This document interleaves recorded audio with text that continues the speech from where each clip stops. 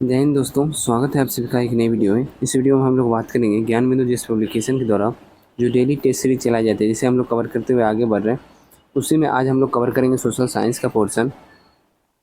Social science में history, polity और geography के कुल 50 क्वेश्चन होंगे। ये टेस्ट जो है 26/6/2024 को एप्लीकेशन पे करवाया गया है, उसी को आज हम लोग देखेंगे।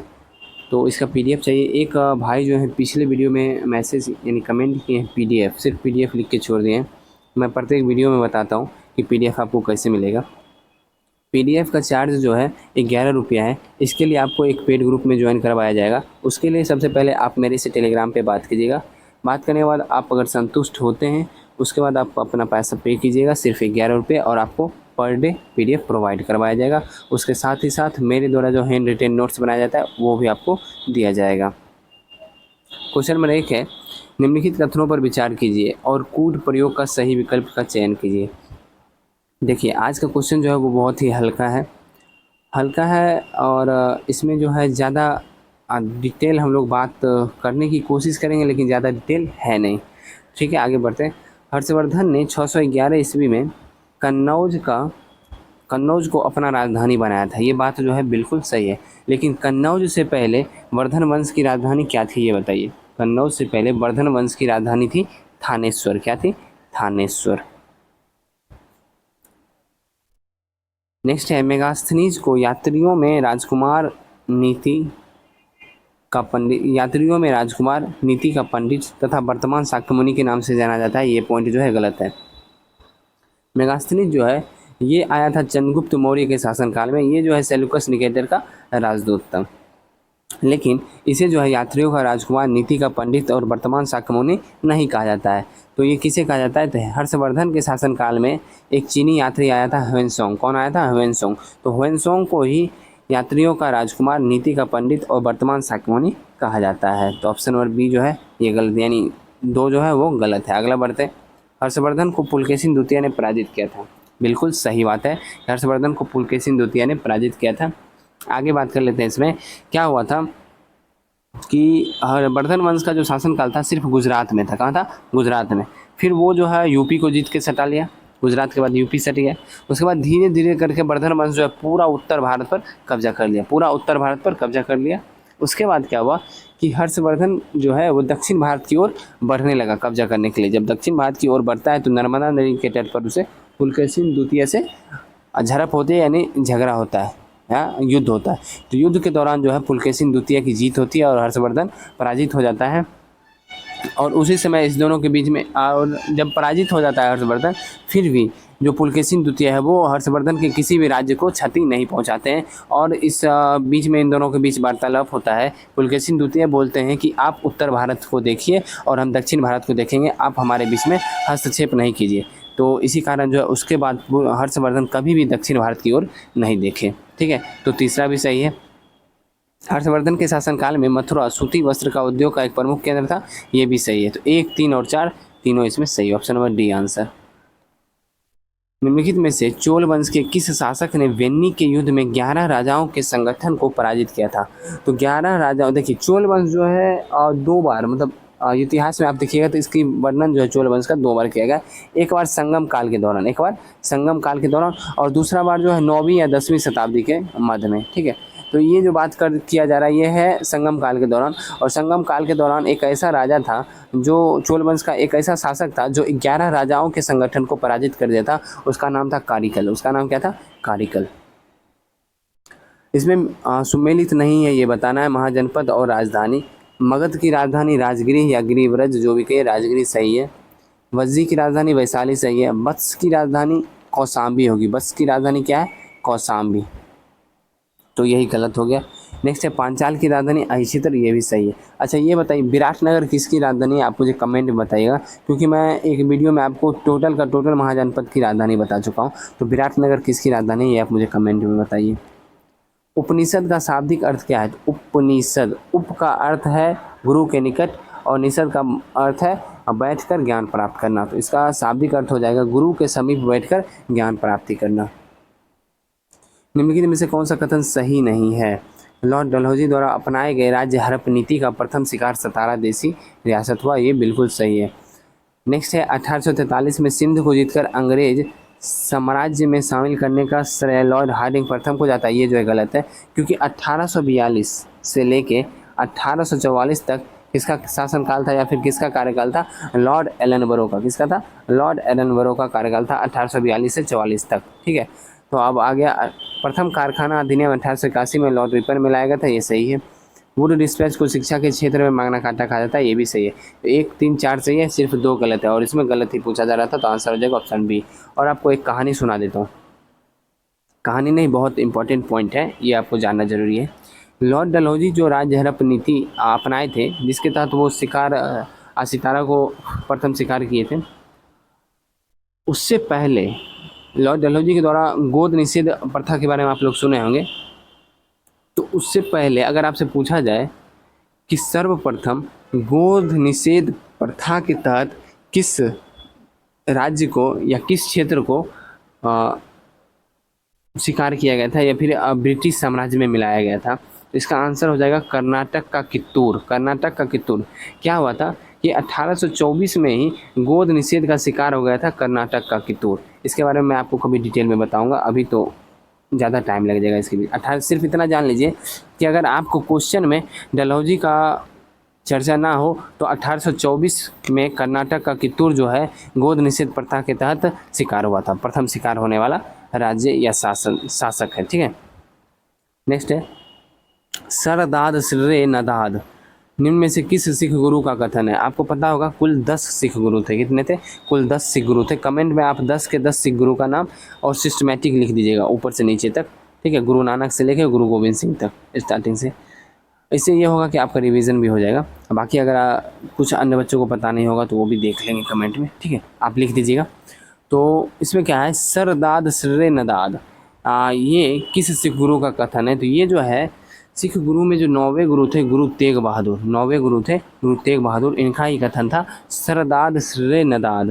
ठीक है, हुआ क्या था कि गुरु तेग बहादुर को औरंगजेब जो है अपने दरबार में बुलाया था इस्लाम कबूल करने के लिए। किस लिए बुलाया था? इस्लाम कबूल करने के लिए। लेकिन गुरु तेग बहादुर जो है वो इस्लाम कबूल नहीं की और जिसकी वजह से औरंगजेब जो है गुरु तेग बहादुर का हत्या करवा दिया।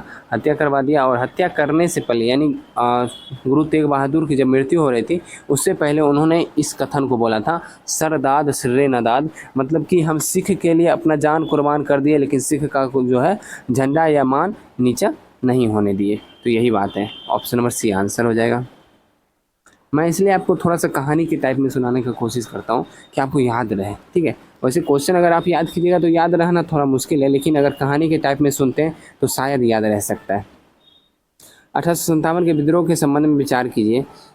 इस समय मुगल बादशाह को पद पर बहादुर शाह द्वितीय था। बिल्कुल सही है, बहादुर शाह द्वितीय ही थे और इन्हें ही जो है 1857 की क्रांति जैसे ही ख़त्म हुई तो 1858 में निर्वासित करके कहाँ भेज दिया गया? रंगून भेज दिया गया था। नेक्स्ट है इस समय के सरकारी इतिहासकार कौन थे? एसएन सेन। ये भी सही है, एक और दोनों सही है। और एसएन सेन के द्वारा जो पुस्तक लिखी गई थी उसका नाम क्या था? 1857। क्या नाम था? 1857। नेक्स्ट, निम्न में से किस संधि के तहत द्वितीय आंग्ल मैसूर युद्ध की समाप्ति हुई थी? किस संधि के तहत द्वितीय आंग्ल मैसूर युद्ध की समाप्ति हुई थी? देखिए सब मिला के 4 आंग्ल मैसूर युद्ध हुआ था। सर्वप्रथम आंग्ल मैसूर युद्ध जो हुआ था वो 67 से 69 में हुआ था और इसकी जो समाप्ति किस संधि के तहत हुई थी? इसकी समाप्ति हुई थी मद्रास की संधि के तहत। किस संधि? मद्रास की संधि। ठीक है, नेक्स्ट है 80 से 84 में हुआ द्वितीय आंग्ल मैसूर युद्ध और इसकी समाप्ति हुई आपको मंगलौर की संधि के तहत। तीसरा हुआ था 92 में, तो इसकी जो समाप्ति हुई थी वो हुई थी श्रीरंगपट्टनम संधि के तहत। और चौथा आंग्ल मैसूर युद्ध हुआ है 99 में और इसमें जो है टीपू सुल्तान की मृत्यु हो गई थी। तो इसका आंसर हो जाएगा द्वितीय आंग्ल मैसूर युद्ध मंगलौर की संधि के तहत समाप्त हुई थी। नेक्स्ट है 1918 में अखिल भारतीय उदारवादी संघ की स्थापना किसके नेतृत्व में हुई? किसके नेतृत्व में हुई थी? ये हुई थी एस एन बनर्जी के नेतृत्व में। देखिए एस एन बनर्जी जो है बहुत क्रांतिकारी लोग थे। ये जो है जब 1885 में कांग्रेस की स्थापना हुआ था ये उसमें से बहुत ही एक्टिव मेंबर थे, लेकिन जब मतलब 1918 या 1917 का जब टाइम आया उसमें एस एन बनर्जी की जो वैल्यू है वो धीरे धीरे कम होने लगी और इसी वजह से जो है ये अलग से अपनी एक गठन की स्थापना किए। नेक्स्ट, निम्नलिखित प्रश्नों पर विचार कीजिए और उसके काल क्रमानुसार व्यवस्थित कीजिए। ठीक है, प्रत्यक्ष कार्यवाही दिवस हो जाएगा 16 अगस्त 1946। मैं इसे मिलाऊंगा नहीं, सिर्फ बता देता हूँ, आप खुद ही मैच कर लीजिएगा। प्रत्यक्ष कार्यवाही दिवस 16 अगस्त 1946। ठीक है। कांग्रेस का त्रिपुरी अधिवेशन ये हो जाएगा आपका मार्च 1939, मार्च 1939। फॉरवर्ड ब्लॉक की स्थापना और कांग्रेस का ये जो त्रिपुरी अधिवेशन के अध्यक्षता किए थे सुभाष चंद्र बोस, और इसी से वो नाराज होके कुछ लफड़ा हुआ था, इसकी वजह से वो कांग्रेस से त्यागपत्र दे दिए थे और फॉरवर्ड ब्लॉक की स्थापना किए थे मई 1939 में। ठीक है। नेक्स्ट है व्यक्तिगत सत्याग्रह आंदोलन। व्यक्तिगत सत्याग्रह हुआ था 17 अक्टूबर 1940, 17 अक्टूबर 1940। तो इसे आप मैच कर लीजिएगा, इसका आंसर क्या होगा। नेक्स्ट है ब्लैक होल नामक घटना का विवरण इनमें से किस अंग्रेज ने प्रस्तुत किया। ये हॉलवे ने प्रस्तुत किया था। इनमें से किसे लाख बख्श के नाम से भी जाना जाता है, तो कुतुबुद्दीन ऐबक को जो है लाख बख्श के नाम से भी जाना जाता है। ठीक है, क्योंकि ये बहुत सारा दान देते थे इसलिए। विचार कीजिए, कुतुब मीनार का निर्माण पूर्ण करने का श्रेय इल्तुतमिश को जाता है। सही है। नसरुद्दीन महमूद ऐसा सुल्तान था जो अपना जीवन टोपी सीकर निर्वाह करता था। ये भी सही है। अलाई दरवाज़ा का निर्माण फिरोज शाह तुगलक के द्वारा करवाया था। बिल्कुल गलत है, क्योंकि अलाई दरवाज़ा का निर्माण जो है अलाउद्दीन खिलजी के द्वारा करवाया गया था। तो 1 और 2 इसमें सही है। निम्नलिखित में से किस स्मारक में वह गुंबद है जो संसार के विशालतम गुंबदों में से एक है, वो है गोल गुंबद बीजापुर वाला। अब फिर से मिलान करने वाला है, आप लोग खुद से मिलान कीजिएगा, सिर्फ मैं आपको बता दूंगा। ठीक है, तो बता देता हूँ। आदिल शाही हो जाएगा आपका बीजापुर, कुतुब शाही हो जाएगा गोलकुंडा, निजाम शाही हो जाएगा अहमदनगर, और सरकी शाही हो जाएगा जौनपुर। आप लोग खुद ही मैच कर लीजिएगा। हिंदू धर्म ग्रंथ का अध्ययन करने वाला प्रथम मुस्लिम था, ये था दारा शिकोह। कौन था? हिंदू धर्म ग्रंथों का अध्ययन करने वाला प्रथम मुस्लिम था दारा शिकोह। और दारा शिकोह जो है शाहजहां का वरिष्ठ पुत्र यानी बड़ा पुत्र था। और दारा शिकोह ही है जो हिंदू ग्रंथ के जो उपनिषद का अध्ययन किया था। किसका?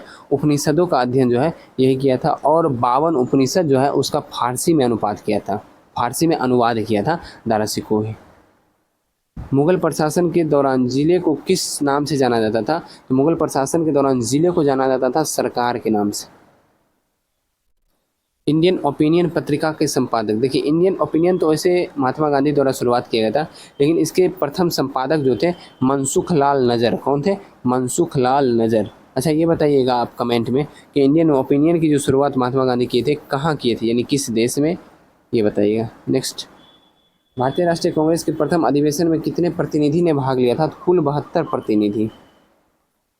फिर मिलान करना है। बिहू असम हो जाएगा, ओनम केरल का है, पोंगल जो है तमिलनाडु का है, और बैसाखी जो है पंजाब का है। तो आप लोग मैच कर लीजिएगा।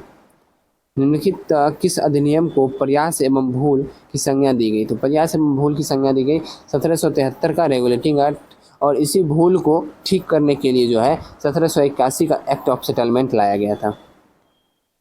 निम्नलिखित में से किस वाचन के दौरान बी आर अम्बेडकर द्वारा the constitution as selected by the assembly पारित किया गया था? ये था तृतीय वाचन। देखिए संविधान में जो है कि कुल कितने वाचन हुए थे? संविधान बनने के दौरान कुल 3 वाचन हुए थे। 3 वाचन में प्रथम वाचन जो है 4 नवंबर 1948 से 9 नवंबर 1948 तक हुआ था।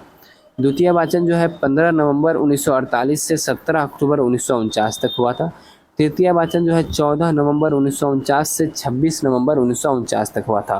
और 26 नवंबर 1949 को ही जो है बी आर अम्बेडकर के द्वारा बोला गया था the constitution as selected by the assembly part. ठीक है, और मैं आपको बता दूं कि जितना पॉइंट मैं बोल रहा हूं आपको, उतना पॉइंट आपको मेरे हैंड रिटेन नोट्स में लिखा हुआ मिल जाएगा। ठीक है, तो अगर आपको चाहिए तो उसके लिए आपको 11 रुपये पेड करना होगा 1 मंथ का। 1 मंथ के लिए आपको 11 रुपये पेड करना है, जिसमें आपको लगभग एप्लीकेशन पे 20 सेट करवाया जाता है, यानी 1 मंथ में। तो उतना चीज़ आपको 1 मंथ का प्रोवाइड करवा दिया जाएगा। ठीक है, चलिए आगे बढ़ते हैं। अब नेक्स्ट है विचार कीजिए, मौलिक अधिकार न्यायालय में वाद योग्य नहीं है जबकि राज्य के नीति निर्देशक तत्व में। बिल्कुल गलत है, क्योंकि मौलिक अधिकार जो है न्यायालय में वाद योग्य है, लेकिन नीति निर्देशक तत्व जो है वो वाद योग्य नहीं है। तो दूसरा पढ़ लेते हैं, राज्य के नीति निर्देशक तत्व न्यायालय में वाद योग्य नहीं है, हाँ, जबकि मौलिक अधिकार है। ये सही है, ऑप्शन मतलब कथन एस जो है वो सही है। भारतीय संविधान एवं अमेरिकी संविधान में से कौन समानता पाई जाती है? न्यायिक पुनरावलोकन, बिल्कुल सही समानता है। और प्रत्यक्ष लोकतंत्र, ये भी समानता है। राष्ट्रपति का कार्यकाल जो है इसमें समानता नहीं, क्योंकि अमेरिका में जो है वो राष्ट्रपति सिर्फ 2 बार बन सकते हैं, कोई व्यक्ति जो है सिर्फ 2 बार राष्ट्रपति बन सकते हैं, लेकिन भारत की तो आपको पता ही है कितने भी बार बन सकते हैं। और संविधान की सर्वोच्चता अमेरिका और इंडिया दोनों में है, तो 1, 2 और 4 ये जो है सही हो जाएगा।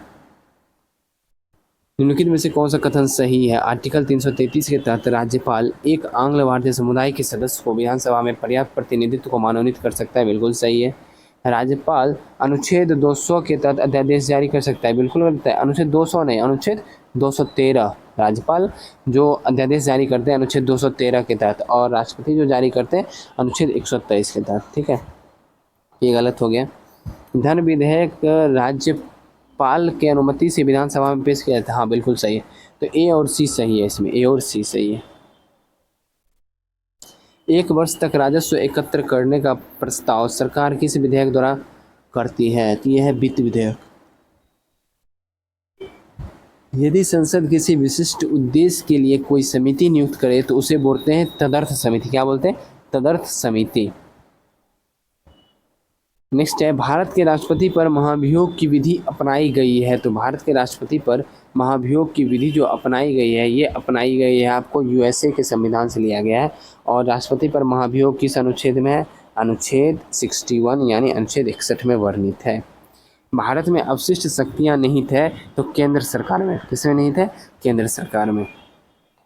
उच्च न्यायालय के सेवानिवृत्त न्यायाधीश को वकील के रूप में काम करने की अनुमति नहीं होती। देखिए, उच्च न्यायालय के जो न्यायाधीश हैं वो सेवानिवृत्त हो जाते हैं तो कहीं भी काम कर सकते हैं बजाय, लेकिन एक जगह वो काम नहीं कर सकते हैं जहाँ पर वो पहले मतलब मुख्य न्यायाधीश के रूप में काम कर चुके हैं, वहाँ पे वो जो है काम नहीं कर सकते। जहाँ पे वो न्यायाधीश के रूप में काम कर चुके हैं जिस न्यायालय में, उस न्यायालय में वो काम नहीं कर सकते हैं। मतलब जिस न्यायालय से वो सेवानिवृत्त हुए हैं यानी रिटायर्ड हुए हैं उस न्यायालय में। तो ऑप्शन नंबर डी हो जाएगा, उस उच्च न्यायालय में जिसमें वह सेवानिवृत्त हुआ हो। नेक्स्ट है, निम्न में से कौन सा विषय केंद्रीय सूची में नहीं है? तो केंद्रीय सूची में जो है मजदूर संगठन नहीं है। नेक्स्ट है, यूएन सुरक्षा परिषद के 5 अस्थायी सदस्य। देखिए, यूएन सुरक्षा परिषद के 5 अस्थायी सदस्य और 10 अस्थायी सदस्य होते हैं। जो अस्थायी सदस्य होते हैं उनका जो कार्यकाल होता है सिर्फ 2 साल का होता है, लेकिन अस्थायी सदस्य का कोई कार्यकाल निर्धारित नहीं है। अस्थायी तो अस्थायी है। और कौन कौन से ये 5 हैं? ये हो जाएंगे अमेरिका, ब्रिटेन, फिर चाइना हो जाएगा, फ्रांस हो जाएगा, रूस। अमेरिका, ब्रिटेन, अच्छा रुकिए, अमेरिका, ब्रिटेन, चाइना, फ्रांस, रूस। ऑप्शन नंबर सी आंसर हो जाएगा। नेक्स्ट है 33 नंबर, राष्ट्रीय, हाँ इसमें भी मिलान करना है। मिलान आप खुद से कीजिएगा, मैं मिलान नहीं करूँगा, सिर्फ आपको मैं आंसर बता दूंगा। ठीक है, तो इसमें आ जाइए। सबसे पहला है संयुक्त राष्ट्र औद्योगिक विकास संगठन, ये हो जाएगा वियना में। कहाँ है? वियना में। चलिए 5 मिला ही देते हैं। खाद्य एवं कृषि संगठन, ये हो जाएगा रोम में। नेक्स्ट है विश्व स्वास्थ्य संगठन, ये हो जाएगा आपका जेनेवा में। नेक्स्ट है संयुक्त राष्ट्र शैक्षिक वैज्ञानिक एवं सांस्कृतिक संगठन, ये हो जाएगा पेरिस में। तो 5 4 1 2, 5 4 1 2, ऑप्शन नंबर डी।